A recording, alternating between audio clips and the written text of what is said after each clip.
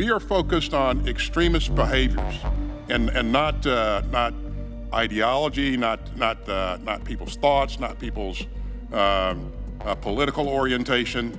Behaviors is what we're focused on. With recruitment rates to the US military falling, attention is now turning to the potential causes for the decline. One unfortunate trend that is undoubtedly harming recruiting is the politicization of the military for partisan gain. The military isn't full of woke warriors or extremists. Just 5 years ago, 70% of those taking part in the Reagan National Defense Survey said they had a great deal of trust and confidence in the military. Since then, it's been falling year on year, with the 2022 report within the margin of error of last year's 45%. And I want to understand white rage, and I'm white, and I want to understand it. So what is it that caused thousands of people to assault this building and try to overturn the Constitution of the United States of America? What caused that? To be clear, this is not a case of people losing faith in the military's ability to carry out missions or to win a fight. But it does include wavering trust in civilians who give the orders, and some of the worst ratings are for decisions made by presidents. There was never a good time to withdraw U.S. forces. Perception is reality. That politicization, whether it's something that our leaders are doing in the military or not, that is what American people believe is happening. That goes to wokeism too. The public's perception is not coming from the rank and file in the military or their ability to carry out missions. It's coming from their confidence in President Biden and from the top brass, including General Milley, who made those remarks about white rage. And Americans look at those and think that the military has become distracted and infected by politics. We do not teach critical race theory. We don't embrace critical race theory, and I think that's a spurious conversation. Marines are the only service currently to meet the F-22 recruiting numbers. Well done. The Marines are meeting their numbers because they stick to talking about defending our nation. When there are battles to win for America's future, there is one constant: Marines. Compare any Marine Corps recruiting ad to the Army's woke campaign, and you'll see why the Marine Corps is meeting its numbers. The calling campaign of the Army was so widely trashed that they had to turn off comments on YouTube. It begins in California, with a little girl raised by 2 moms.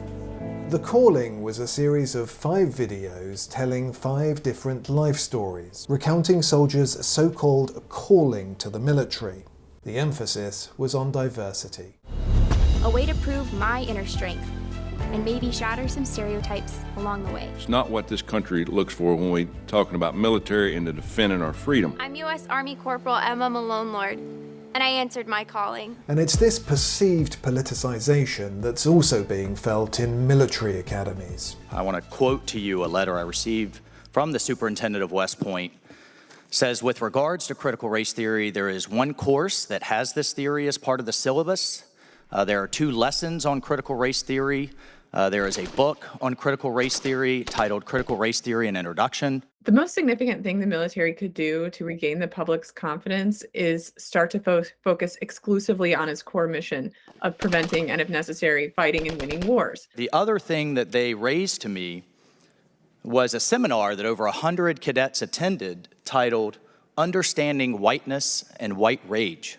Focusing on a culture of excellence and not devoting time to extraneous trainings or seminars, I think would go a long way in rebuilding the public's trust. Can you agree at least that understanding whiteness and white rage presented in ICAL over 100 cadets probably is something that we shouldn't be teaching our future leaders of the United States Army? As you have described it, it certainly sounds like that's something that should not occur. It's a crucial moment for rebuilding the public's confidence in the military. Some 75% of Americans said that they view China as a threat, and the number that viewed Russia as a threat doubled. It's essential that the public can count on the military to accomplish its mission if necessary. I've reviewed the list of speaking engagements for senior leaders at the Pentagon and could find no trace, 0, of anyone speaking publicly about recruiting, the leaders of our military. But there were plenty of speeches on climate change, Pride Month, and global water security. What is going on here? Every vehicle in the United States military, every vehicle is going to be climate friendly. I've read Mao Zedong. I've read Karl Marx. I've read Lenin. That doesn't make me a communist. So what is wrong with understanding, having some situational understanding about the country for which we are here to defend? What some military top brass fail to recognize is that Americans want their military to focus on preventing or winning the next war, not serving the latest political fashion.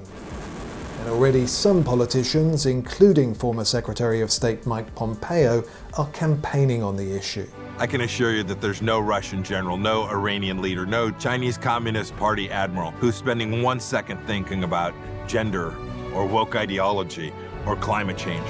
They're thinking about how to kill Americans, and the fight is on. The good news is that these kind of trends can be reversed, like they were following Vietnam. Stay alert, Marines. But the first step in fixing any problem is surely recognizing that there is one. As I'm sure you can appreciate, I'm not going to comment on anybody's particular election campaign, so thanks for the question. That's fine. All right, do you have any data, or are you studying this issue at all? As it pertains to an individual's election campaign, no. As it pertains to the recruiting difficulties the services have been reporting the last few months? I think we've been very public in terms of the challenges that we face as a department in terms of recruiting.